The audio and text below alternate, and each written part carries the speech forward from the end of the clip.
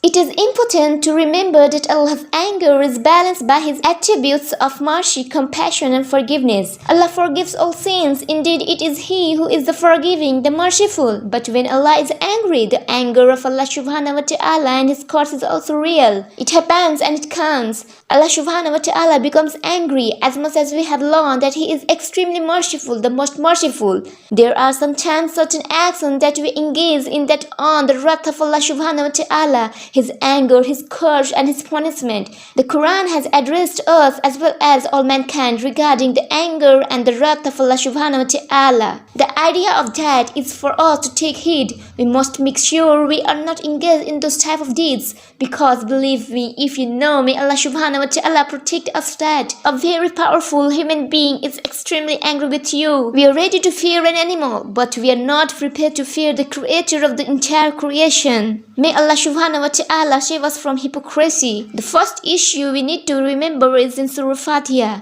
which is the opening surah of the Quran. Allah subhanahu wa ta'ala makes mention of dua, where Allah subhanahu wa ta'ala says, "Guide us to the right path." That is by far the most important prayer that anyone could make.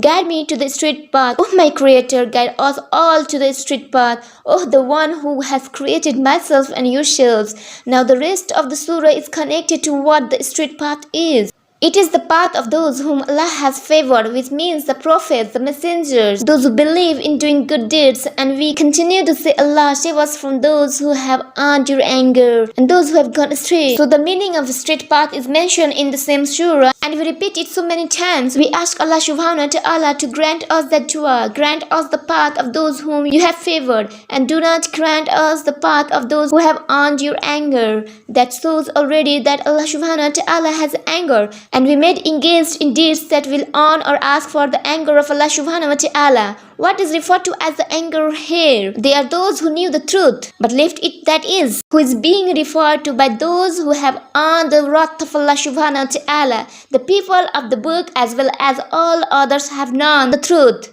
They knew what the truth was. They knew that is what we are waiting for.